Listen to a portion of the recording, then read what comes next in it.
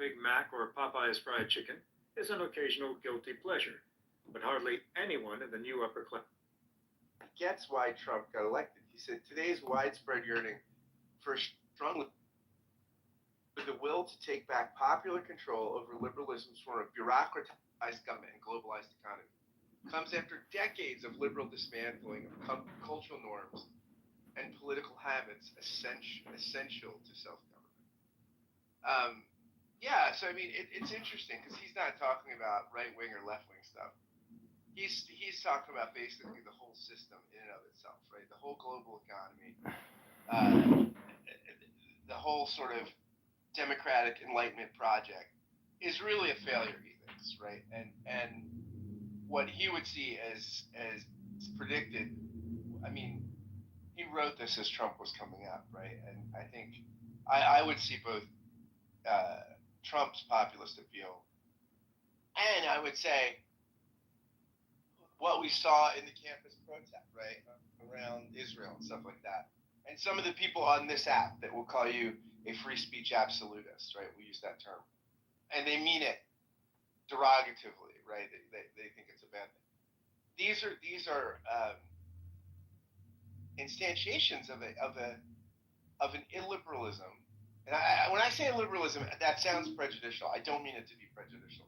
And people that think that the liberal democratic project is fundamentally a mistake. It fundamentally destroys traditional values. It's mercenary economically. It makes shitty people that work too hard for not enough money and who elites just shit on, right? Whether they shit on their jobs or they shit on their religious values. It's just, so that's sort of Deneen's argument. I wonder, does Deneen have a point here? I think the article's prescient. Right, Marshall? Right? I should have the replays on. I didn't put them on. According to what you just read, Scott, is that the question? Yeah. Is Deneen right? Is liberal democracy, is its shelf life really expired? And I mean, I wonder. No, I don't believe it has. Okay, say more. I don't believe it has because there's so many. The identity, the micro-identities of whether you're Republican, Democrat, Independent, whatever you come from, there are many people who do not want to self-identify because of some kind of visual vanity retribution about, well, you're thinking this way. Say like even Shirley's story earlier talking about, butch cut somebody, whether doesn't matter, right? And being able to have to talk in, like, I can't say too much in description, but I can't show that I have any kind of prejudice. But there are a lot of people, like what I saw in the last elections, who did admit what they voted for, who said, you know what, I just can't go for the status quo, but there's not an exact place for me, so I've got to vote according to what I can understand versus who's going to be the one that's going to be doing a better job. Jason, you're making my point here, though. I think that the Trump vote is the illiberal vote, and I think is the vote saying liberalism is failing, right? And I think what Harris was doing, running around with Liz Cheney, right, and the Never Trump Republicans, was actually the conservative or the traditionalist move, right? Saying, hey, the liberal democratic project is still worth saving, right? It needs a little tweaking. It needs maybe a more progressive tax structure or something. But fundamentally, the way things are going, the thing we've nourished over the past few centuries, this is a project worth saving. And I think the Trump vote is saying, no, it's not. Right? I mean, is at least the populist. I'm not talking about the measured people that voted for Trump because, lesser evils or, hey, I have certain. You're talking about the thus also is the man of, if all on earth, therefore does the direction, the Tao that can be Right. I'm talking about the more emotive people that just think, man, this system is just not working. And they wouldn't have Deneen's rhetorical or academic alone. Right? They wouldn't be able to talk about trends in Enlightenment philosophy and political theory in the 19th century and things like that. They wouldn't be able to do that. But they'd intuitively be able to say, yeah, Deneen's right? I'm not making enough money. The elites, like the elites, one half of the spectrum are just, taking jobs away from me. At least the other ones are telling me I've got to have like trans people reading to my kid at the library. And all these people feel like they're just out of touch with me, and the system's just not working for me. I mean, I think that's a super popularization. I agree with that. I think I agree with you. It's popularization, but also like 30,000 US dollars. It doesn't work with me, and I'm not involved, right? Last girl to leave the ball. For example, a return for my effort, where I would see the ability to build power and move things, right? I think some people can't help but feel like the system doesn't function because at the federal part of it, influencing that is difficult and takes many, many years and millions of dollars, right? But if you influence your local city council, or if you influence your county council, right, you can do, I think you've heard me refer to it this way, but I call it deep power. Yeah, but how is that going to stop Bernie Sanders from taking millions of dollars and then creating propaganda for the vaccine manufacturers? Don't just knock on your door, go on YouTube and create videos, Marshall. I'm sorry, but I'm just affronted that he has a green bean and I don't have a green bean. I find it to be rude. Oh dear God, Jesus. Wait, do we own a conversation? Because I'd like to hear what Marshall says. Scott, mod me up, please. Hold on. Hold on one second. I'm trying to win friends over for you. I just wanted to say, this guy, Adrian, you are amazing, but why are you asking to get green beaned? Just relax. Just wait. Adrian, if you would like to stay in the room, I'm happy to have you. The rule is you have to not be a troll and you have to use your brain. Those are the rules. If you don't do that, I will kick you out.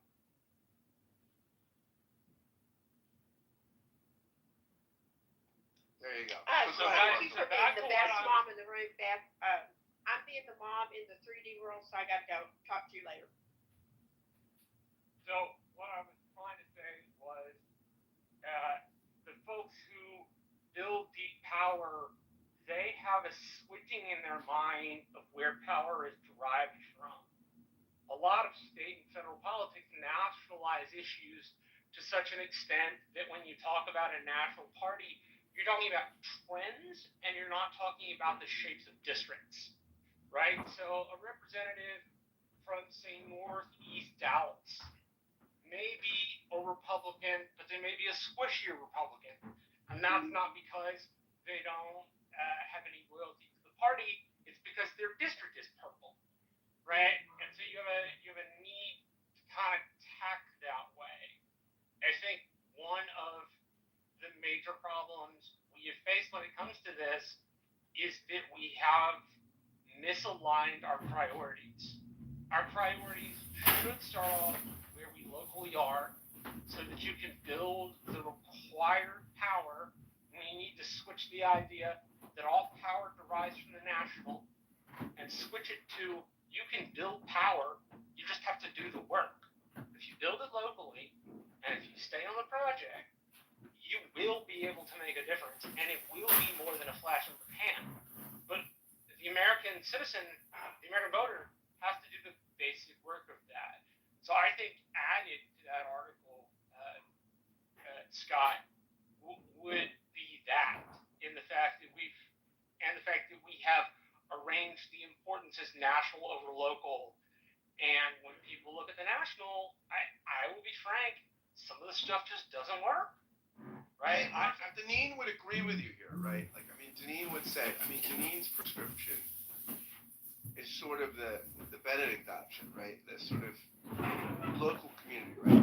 Basically forming the household, the church, the synagogue, the local community, and local extensions. That's where you can actually humanize people, right? And give up on sort of systematic liberalism because it's in decline, it's dying.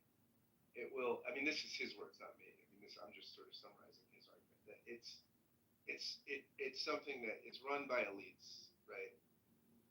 On the left and the right. Right? I mean, this is why I think Trump is so interesting, right? Because Trump is took over a party and upended the elite structure in it. Now, whether or not Trump is able to have any systemic impact, right? I mean, I think that's probably I would agree. less likely, right?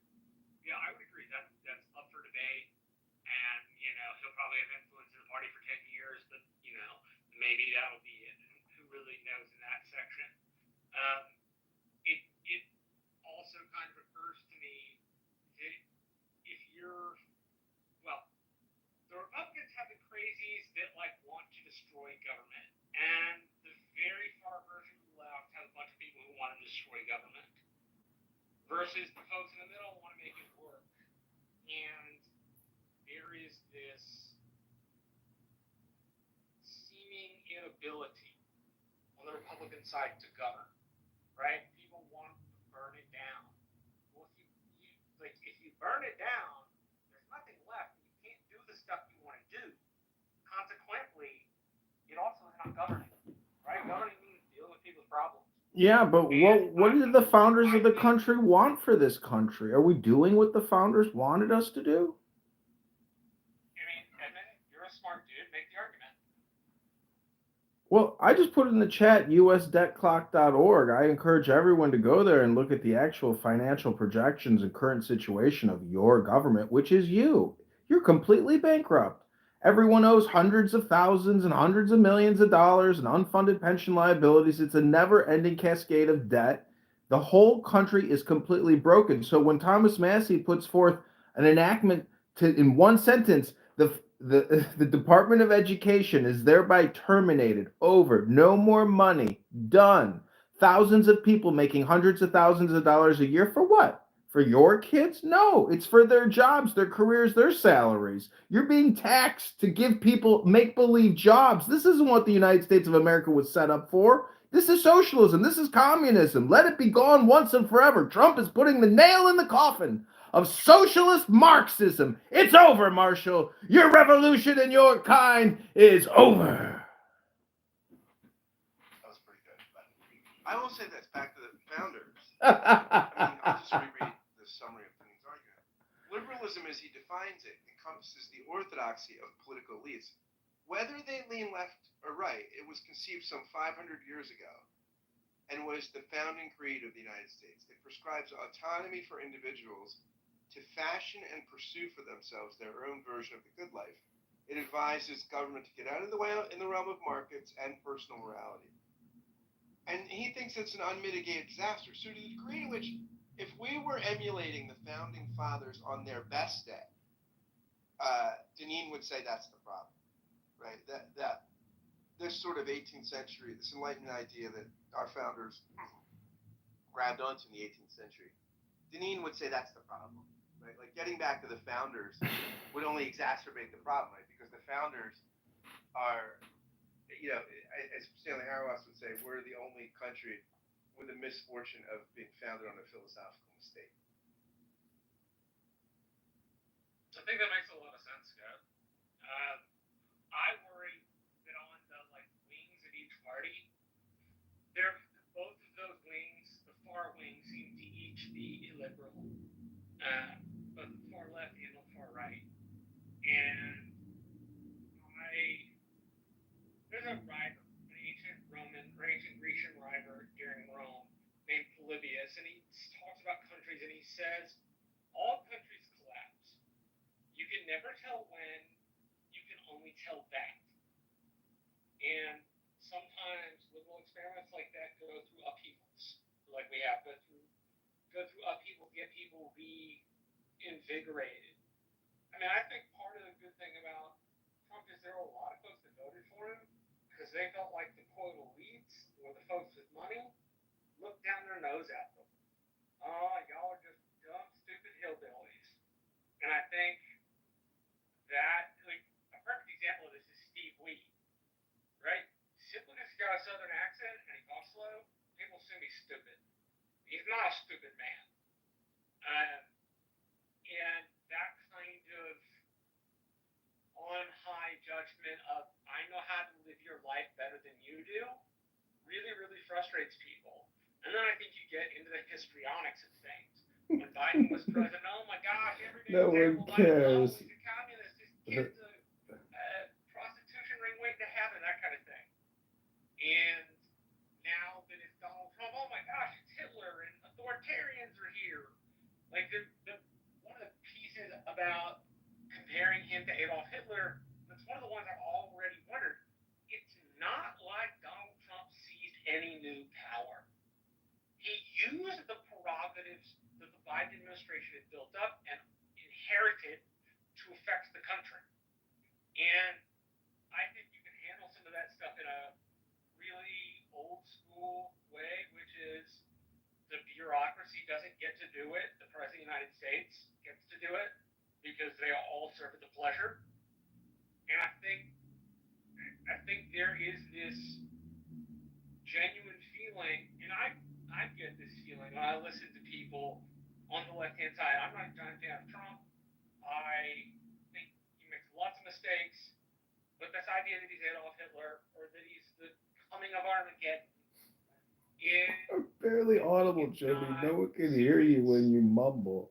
Okay, Marshall, I got a question. I know you make very valid points, but is the question, does Donald Trump, in service of not just the party, but does he see himself as a public servant?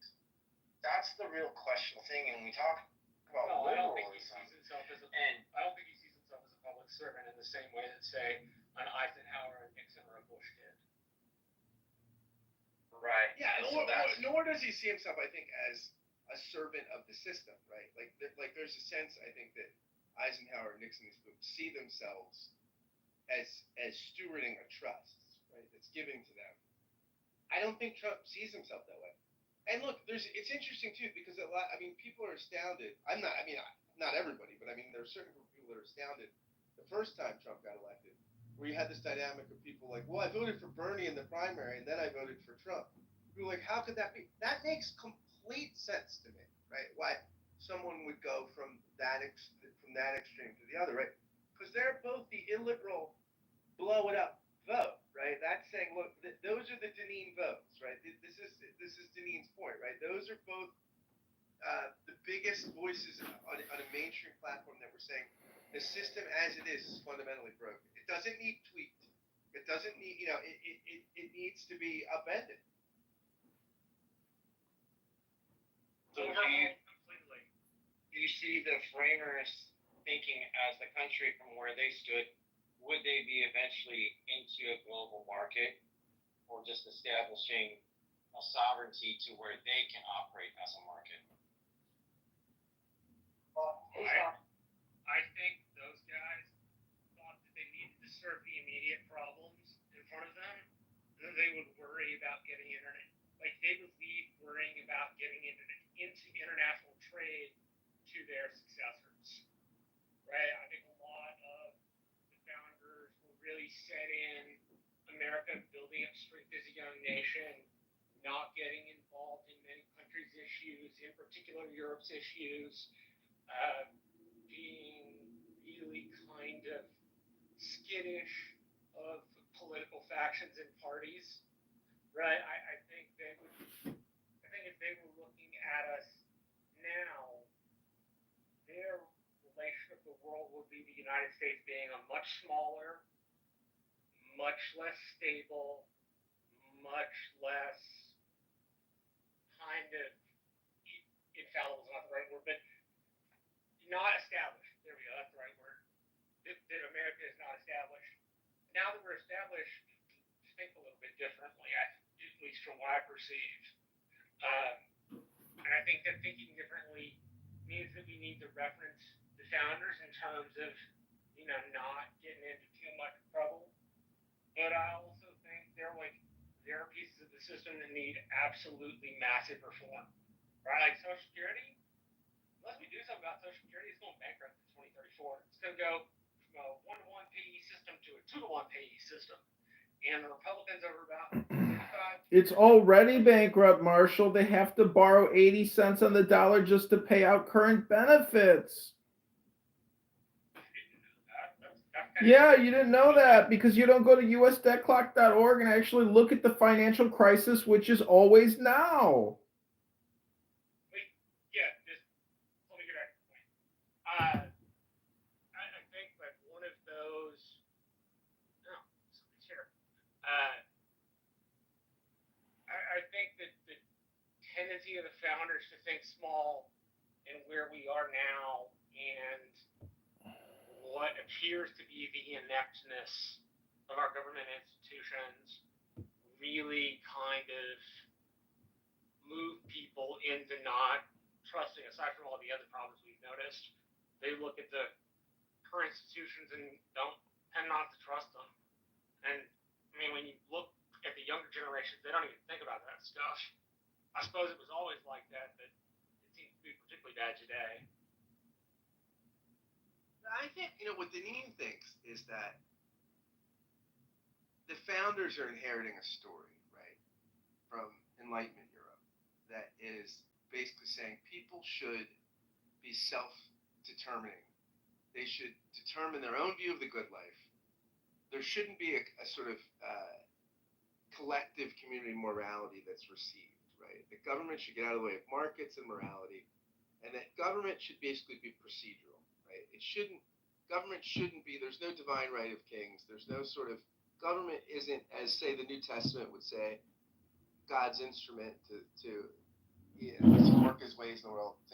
Governments should be a minimalist, procedural, constitutional endeavor. That's goal is to, again,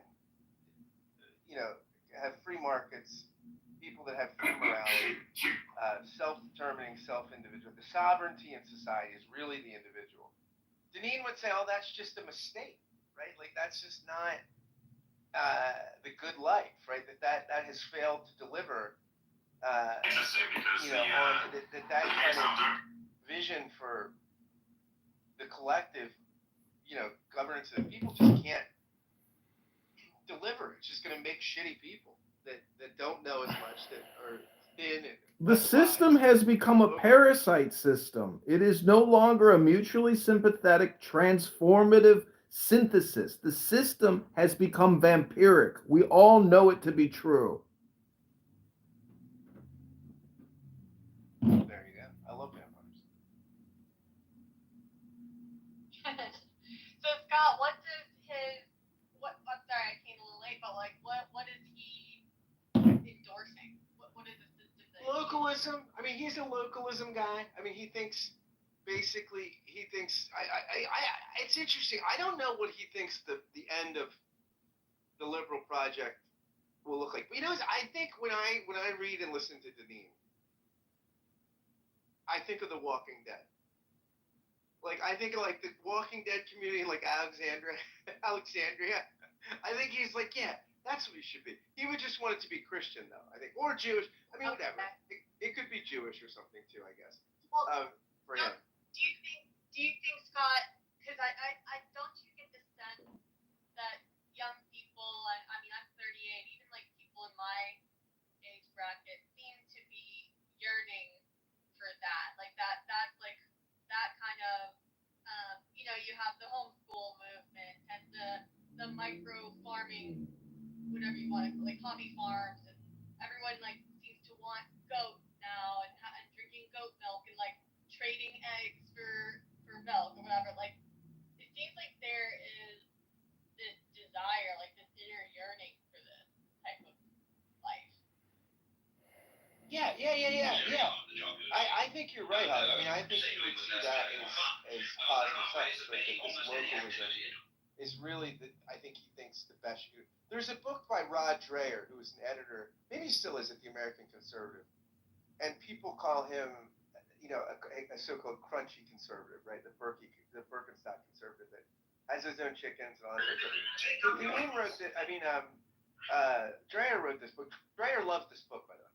Dreher wrote a book called The Benedict Option, which was very, very popular. I mean, when it came out, I mean, everybody was reading it, reacting to it, and that was kind of Dreher's take, right? Like, he looked at like Saint Benedict and the Benedictine monks. Ourselves to pretend that we are not really God. how basically when the Roman Empire collapsed, the Benedictines kind of gathered together, the essential community, Benedictine rule, and then they were able to sort of give birth to we think of as being a monastic order. And they were able to live on like a tenth or fifth of like what they produced, and they could feed other people, and they could help. It's sort of like who's the guy who wrote the book How the Irish Saved Civilization? Oh, I know exactly what you're talking about. Yeah. But I Celtic monks, and this is sort of the Dreyer-Deneen argument, right? That basically we're heading into the eclipse of civilization again, and that the best way to save it is localized communities, right? That look to this sort of monastic, and I have friends who are quite Protestant monastics. There's been some books written about them. They're mostly sort of progressive evangelicals that have banded together in intentional sort of agrarian communities. Got a good thing So I mean, it's very grand civilizational program. It's basically just let Rome burn and have nice religiously grounded farms. Hi everybody, we're here to talk about. Singles Night again with a twist. So first of all, thank you all for coming to Singles Night and making it a huge success, and we will continue as long as you guys are interested. We have had several inquiries from our customers who are a little older asking if we could do a single like the Christian conservative hard right mom. night. Like they are both anti-vax. They both like hate public schooling system. They want an alternative way of life. So it's just kind of interesting how it's all changed. There's a book out now, Mark called The Conservative Case for Conservation or something like that. It's like a conservative case for basically being green. It's just, I don't know, with like RFK and everything, it does seem to me like there's a real shift happening in the conservative party. Yes, you've got like the hardline Christian conservative wing, and I think Christianity sort of is the underbelly of like there's some people that like hierarchically kind of lower on their list of politically important items, but like it seems like there's just a real shift going on as far as what's important to the Republicans, which is a good thing in my opinion. Yeah. I mean, but I think even Deneen would say, right, he wouldn't be real concerned about the Republican Party because I think he thinks that it is still too compromised by elites, right? And this is, I mean, you see this, right? And it's sort of, I found pretty interesting, the Steve Bannon, Elon Musk kind of tiff. I think Steve Bannon is actually pretty interesting. I've listened to his podcast on it. I think that guy's not a dumb guy, right? And you see this his kind of populist nationalist rejection of people like Musk, right? Because he thinks Musk is just sort of a globalist sort of predator, right? That really doesn't think of that America first is the priority.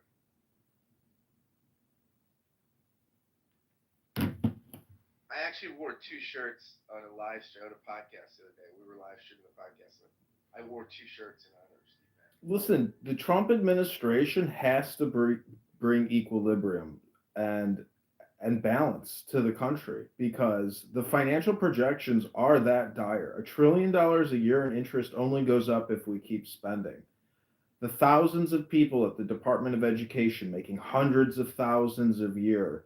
I mean, the huge investments in nuclear-powered aircraft, submarines, the big projects. I mean, Trump can't just, invent our way out of this. He can't just say to Elon Musk, hey, go create us some new awesome technology, really revolutionary stuff, and help us expand this economic opportunity so we can pay down the debt. No, it's not going to happen.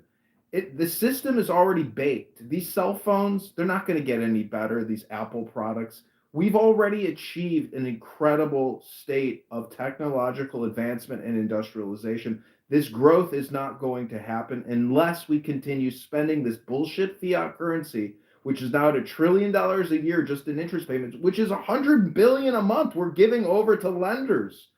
I'm just saying that if we don't do this pragmatically, and use common sense, and we don't, If Trump just spews out more lies and propaganda and doesn't give us the actual transparency that we deserve as American taxpayers and voters, which I believe he is doing, I mean, he'll never fix this ship. The ship has to be made into a glass ship for us to survive the journey. And it's so fucking full of lies. Senator Warren, Senator Sanders, that Rhode Island piece of shit. If you just look at the Kennedy and just look at the RFK Senate confirmation hearings, and you will see how evil and how pernicious of liars these recipients of big pharma dollars are. They make me sick to my stomach when I see them spewing their spit and their lies and their fucking treachery. They are liars.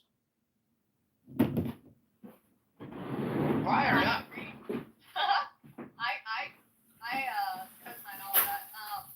You know what I struggle with, and I'm no economist, but I just really struggle to see what our way out is. I don't think I'll see it in my lifetime. And I mean, the fact that it seems to me that the only way back to pragmatism is going to be through hard times.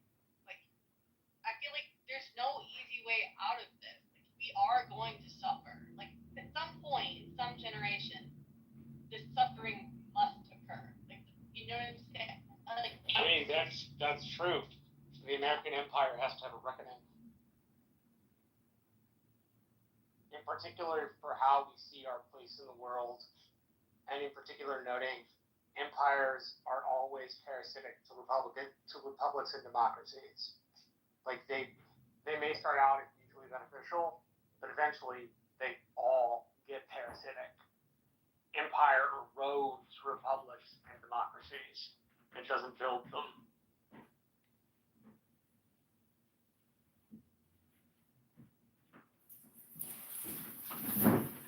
Yeah, I mean, certainly Deneen thinks it'll be disastrous, right? I mean, he thinks it'll be just that the thing will collapse, right? That it's in decline, and it's. But I mean, what's interesting though, like about Deneen, is that he doesn't think. Again, like so, some folks have said in the room, you know, like, well, the founders and that's one sort of way to view it, right? That the original project, it was sound, and that its moorings were good, and we've just sort of gone off track, and we need to get back in touch. Yeah, but decline implies renaissance. Deneen would say the founding fathers are part of the problem, right? It's not that everything that we're struggling with right now is not a bug, but a feature of the system. How are they a problem? They were ingenious. They were genius. Well, I'll tell you, Adrian. I'm not saying I agree with it or endorse it, but he would say that the founding fathers are rooted in a mistake, right? That the mistake is the Enlightenment project that says, look, government should get out of the way of the morality business, the market business, that the individual is the most important. It's found on radical individualism. It's not communitarian, right? It's the individual is at the center of the project, right?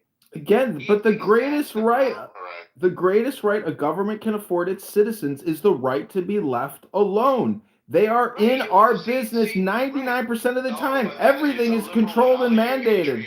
Adrian, that's a liberal Enlightenment value, though. So look, you can't complain that the best people suited to be a politician are not running to be a politician. You can't complain that best people who would be suited to be a general are not going into the track of being a general, because you have the freedom to absolve yourself of all those responsibilities from the source of the Enlightenment, right?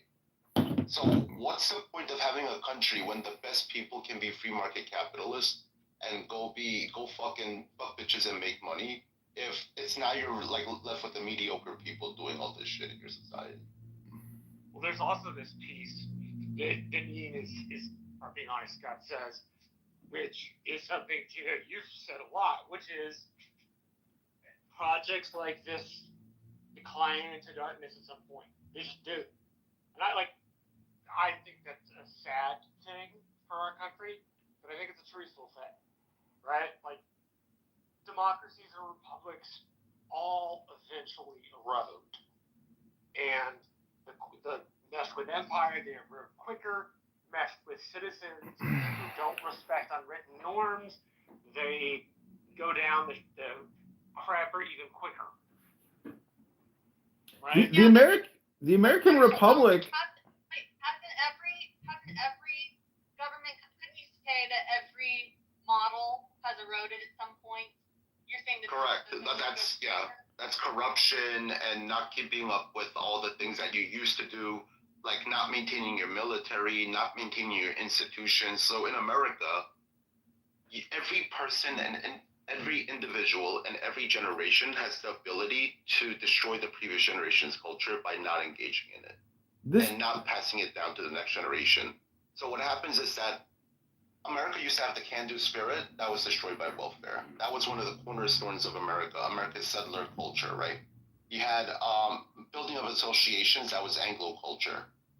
That was gone now. Until the 90s, we used to have bridge clubs for old people where people could gossip about people's reputation. We had small town America. That's been replaced by suburban America since the 70s and 80s.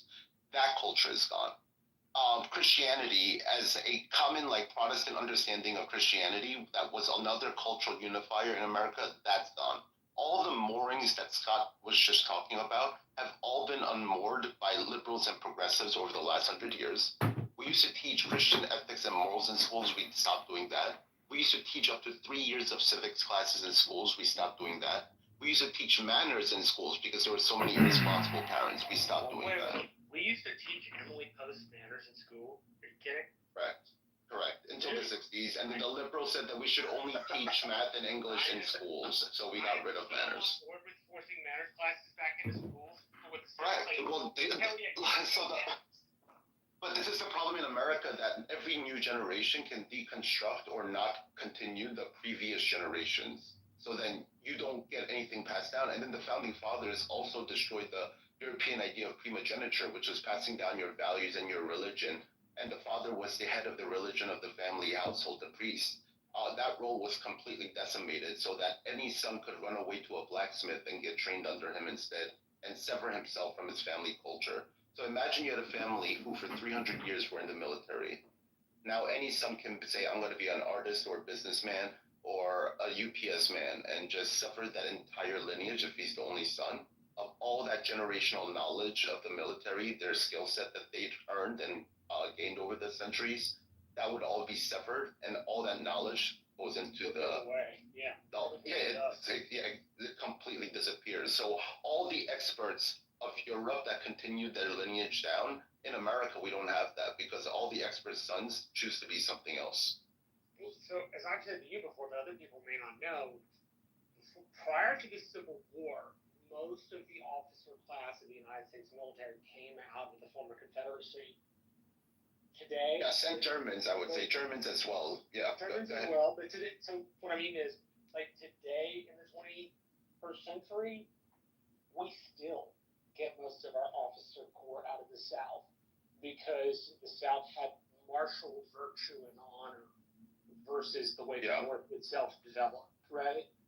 And that, even in the South, that natural virtue and honor is being eroded to where people are looking at their family service and going, well, I don't really think I want to do that, instead of the ever-present thing, which is families need to be in the military. It just is, kind of is what it is. Serve your country, to do it right, that kind of thing. Or you get bureaucrats instead who are just selected from the middle class who just are put in these positions instead of families who've been preparing themselves for these positions, right? Who have spent even their youth, right? Yeah. It sounds like the Southern Song dynasty right before they got took over by the Mongols. Yes, correct. But that was the fear of the emperor at the time. The Southern Song were in the 800, somewhere between the 700 and 900s. I can't remember. They were a Chinese dynasty that argued that they did not need to invest their citizens' time in the military anymore. And so all the notable families, the aristocratic families, who had traditionally sent their children to be warriors, stopped doing that. They sent their kids to be scholars. Well, that's what we need to do. We need to re-embrace the law, which is our Constitution. And that's freedom of speech. It's not just the controversial statements and the ability to say controversial things is freedom of speech in action. It's not just censorship or being recorded and put into government databases.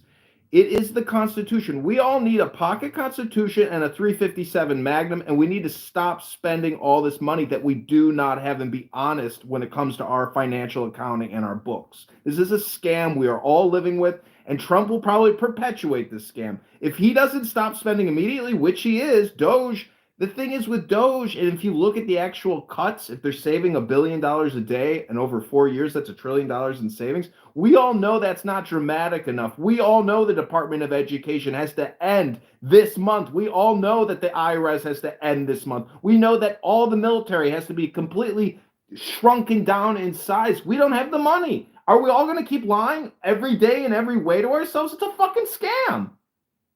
No, we're just going to continue to write checks until the world tells us we can't write them anymore. Yeah, I think that's what Marshall. Yes, I think that's what's gonna happen. Yes, I think that's much more reasonable because it's. I don't think what's going to happen is. I mean, there was this. Oh gosh, I forget what podcast did this recently. They did a story on in the Tea Party era. Oh, maybe that's no, it was. I forget what it was. But it was this guy who used to report on Tea Party stuff, and he said, this one Tea Party congressman was from Texas somewhere, and he got elected, to cut government spending. And the thing there was this $1 million fund to make people feel better about sheep, right? And he's like, this is example. We don't need $1 million to make sheep farmers, everybody feel good about sheep. He goes, right, and thinking this is just easy to do. He couldn't get it done. There were so many people that were advocating for that $1 million to do these sheep fairs and all this shit that he couldn't get it done. And I think largely that's what's going to. I mean, the only time that right there, Scott, is the fault of republics. That even the Roman Republic needed to call upon a dictator over 80 times in 300 years because the Senate couldn't stop spending money, stop arguing about stupid things, and collectively all decide to spend money together. So for the rest of the people, can you explain dictator in the office? Aside from you, and I'm not sure many people know. So the office of the dictatorship was a position that they created just like the president with martial law powers, but it was a little bit more expansive and gave him total power for about 6 months on average. And whenever the Senate became so ossified that no one could agree on anything, or the factions were so strong that no one would move on anything for their own self-interest, they called upon a dictator to fix crises, whether it was economic, whether it was generally military. So you had Celtic incursions to the North, Germanic tribes invading. Then he would unite everybody and force them to unite and fight off these enemies. And I mean, the process was that the co-consuls would agree on a person, then they would put the vote up to the Senate, and there would have to be a unanimous vote on this person.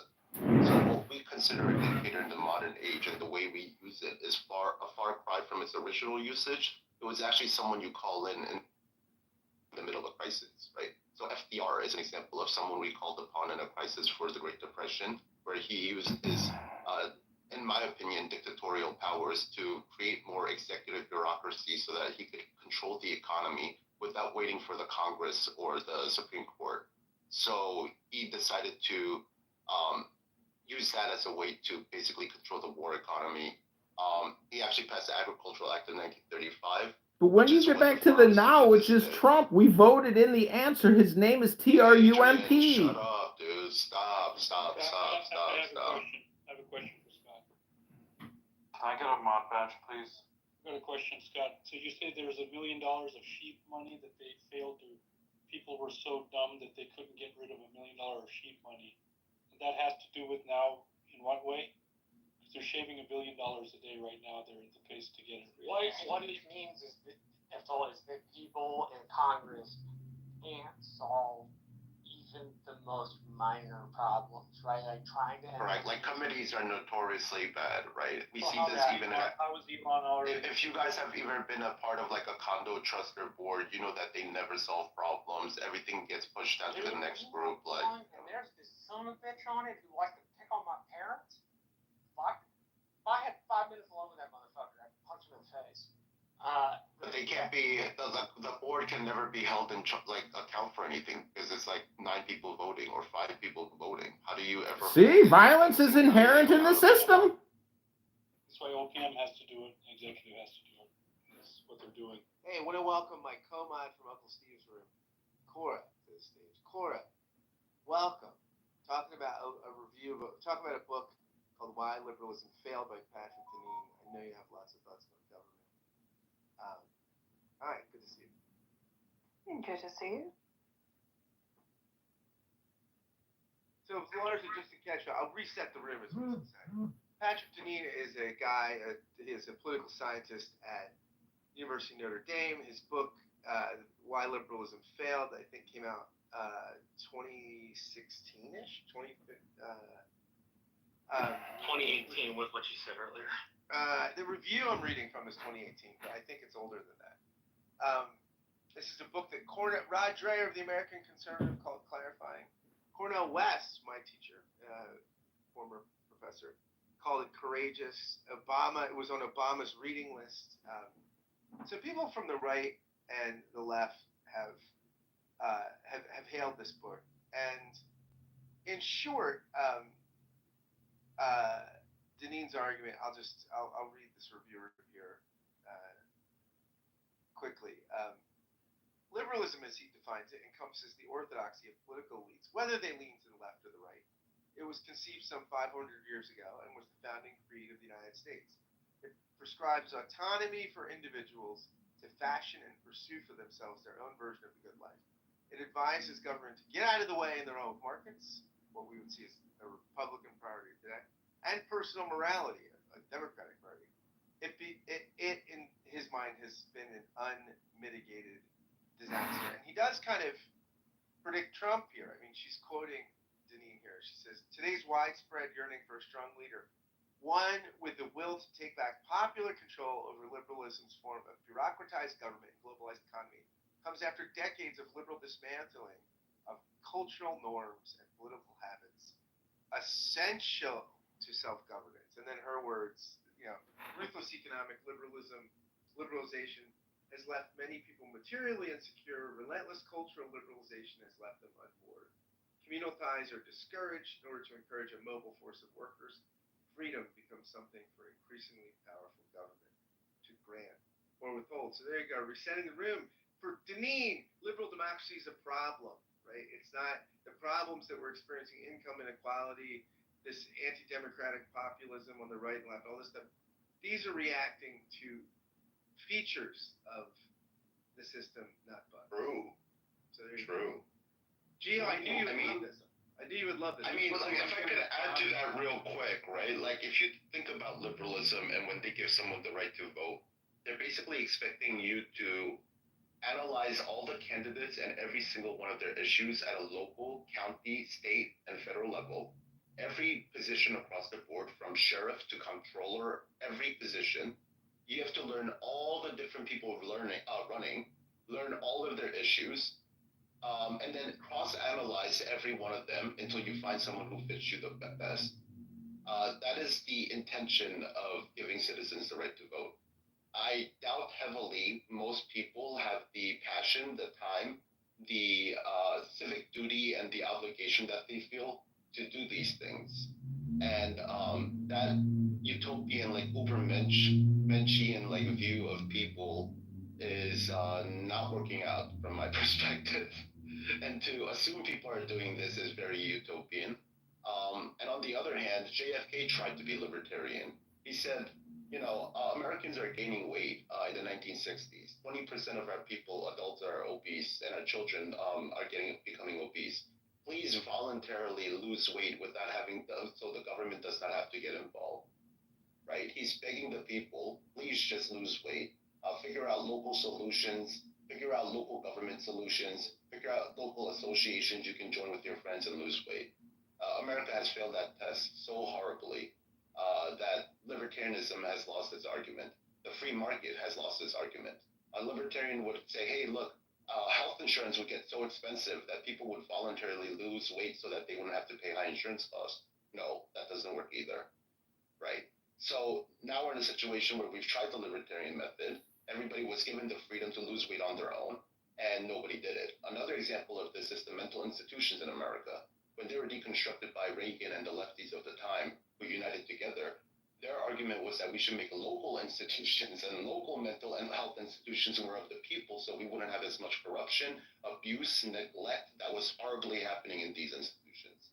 Well, most local areas have not built their own institutions since the 1970s. In some upper class places, you might see some senior living centers and smaller like mental institutions, if you can call them that, but most places have not built their own local or county mental institutions either. So that's another aspect in which the local governments have failed in their the more local governance version of America, let's say. So now what do? We have a society where mentally ill people are wandering around the streets because the family doesn't want to take care of them, the state doesn't want to take care of them, and the local governments don't want to take care of them. It seems like everybody doesn't want to do it. So this is what I'd like to talk about. Can I get in a few things? Yeah, Cora, let's let Cora speak. Cora hasn't spoken. Cora, great. Yeah. My People being unaware of scale, right? So certain things work at certain scales. When I talk about this economically, I talk about how communal, co-owned, co-housing, co-whatever works at a really great at a community scale, but it's really terrible for getting like national infrastructure built. Like consensus and direct democracy doesn't work for big projects, but it works really great when you're trying to organize a bunch of people into agreeing, right, to maybe give up some of their individual rights in order to have a group voting sort of like poll, group buying capacity, group negotiation, economies of scale for building out communities, right? So, on an economic standpoint, but this also goes with like, when you're talking about freedoms, that's where freedom of association comes in. And I think right now we've kind of we've lost the mid-scale on just about everything in the United States. We've lost, it's like all either individual or big government. And we're even talking like big government at the local level. People all function in this capacity as if the local government is just an extension of some sort of national party platform or organization, right? And so this is where we need to start looking at how do we scale things correctly and apply the appropriate solution at the appropriate scale. So, federalize things work great for interstate commerce, national infrastructure, and then also at regulation, right? So you're ensuring that one mid to small scale group isn't just like belching out pollution affecting the ones next door, that sort of thing. That you're ensuring that one community isn't externalizing their costs onto another community. That's where regulation comes in. But otherwise, things that are best decided at like the local scale, at the community scale, are things like, what are our shared moral values, right? How are we going to structure our how we give care to children, et cetera, et cetera. That stuff doesn't need to be negotiated, legislated at the national scale, and I think that's where people get really weary of sort of libertarian bents, because they think if we go fully libertarian at a national scale, it's going to be this ANCAP sort of nightmare dystopia, right? And if we go fully authoritarian state communism at the national scale, it's going to be an not even anarcho-socialist, it's going to be authoritarian socialist nightmare. So, again, scaling. That's the big issue. I tried to get in the queue. Can I? Yeah, go ahead. Go ahead. It's actually more a point of order, Scott. 2 points of order, but. In this room, you were have reading from earlier. order codes. Call it what? There's a parliamentary shorthand for that, and it's POOs. Point of order. POOs. But now that I had to explain the joke, it's no longer funny. We're calling a poo here, and Scott, what was the passage you were reading from a bit earlier? That's from the link above. It's a review of Patrick Deneen's book, Why Liberals Unfail. Deneen is a major political theorist, teaches at Notre Dame, and he's someone that's been across the spectrum hailed as a pretty serious thing. Scott, he probably can't even explain how inflation happens. You really think he's that gifted and intelligent?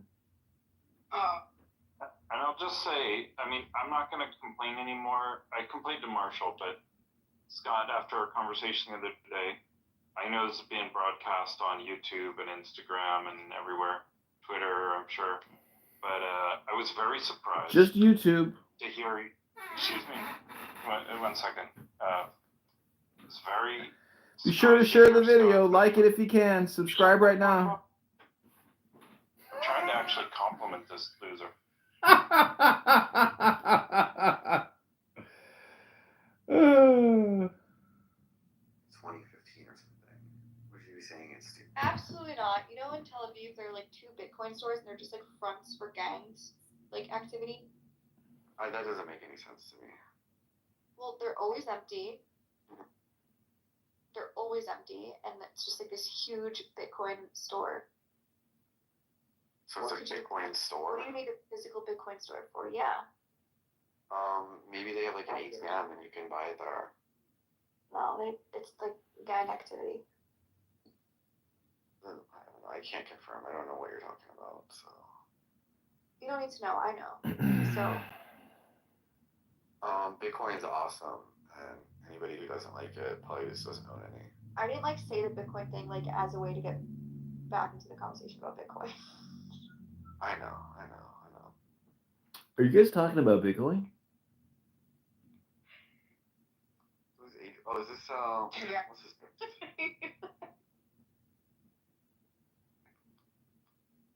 I buy and sell Bitcoin. Are you guys looking to sell any Bitcoin? Oh my god, the way I thought the way you said that, I thought it was Diogenes. Have you heard about my 3-point plan? No. Your 3-point what? My 3-point plan. Whatever. This, at least the way you're speaking right now, is so much less miserable to listen to than the accent from yesterday. Oh my god, that was too much. Yeah, I agree. I was also getting like, oh. I left. I literally left because of you. That's what please don't give him that. Like, he's gonna do it again and again and No, again. he doesn't. He likes me. He doesn't want me to leave his room. No, he will do that. He doesn't give a shit, Al. Yeah, he does. No, he doesn't. So he will do it again just to believe. You're obsessed with us. You always follow us into every He's room. obsessed with everyone. He's obsessed Apparently, with us. you don't know how an algorithm works. He doesn't give a shit. That's the thing. Ah, you're so I mean, right now, priorities is within their purview without anything. I mean, they. Yeah, no, I agree. No. Did you hear that the U.S. military conducts airstrikes against Islamic State operatives in Somalia? That's hard time. Amcha Yisrael!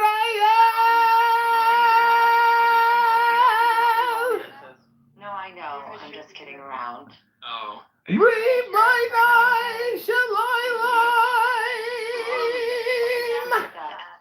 By the way, Amcha Yisrael! What? I can't remember who, but things.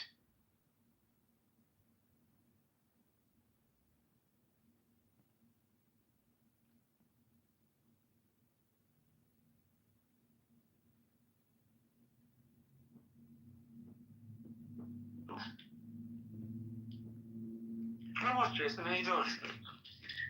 Pretty good. I guess we're gonna do a 2-parter because there's 2 things I wanted to talk about, but I just wanted to start with the question of the room, and then we'll probably start talking about Trump's tariffs. Yeah, I figured that. Like, Trump's tariffs is going to be an interesting subject. When I talked to my little brother about him getting elected first, that was one of his chief worries. So the president would go tariff happy. And he served in the Senate on the Commerce Committee, which deals with trade specifically, right? So that was, like I said, that was one of his big concerns.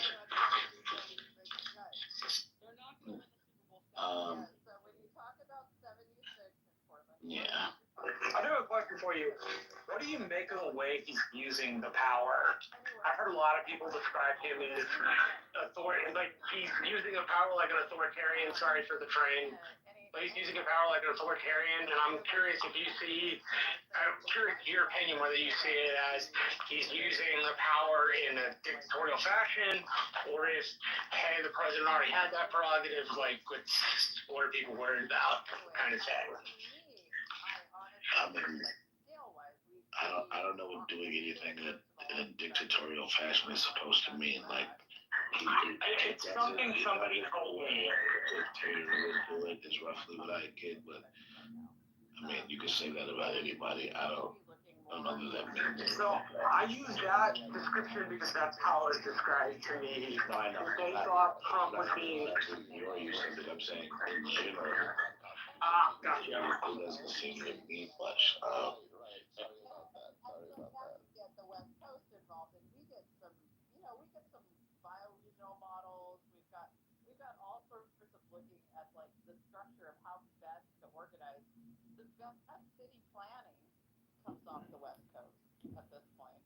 Oh, you're ridiculous. Do you know how much money they've wasted spending money on the homeless in Los Angeles to no effect?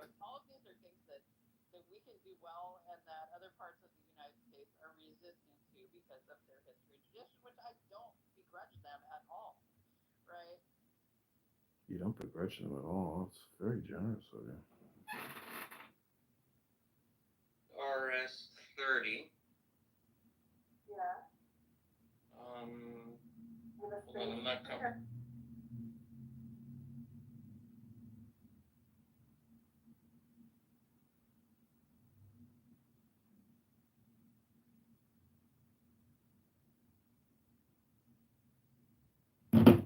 Okay, let's take.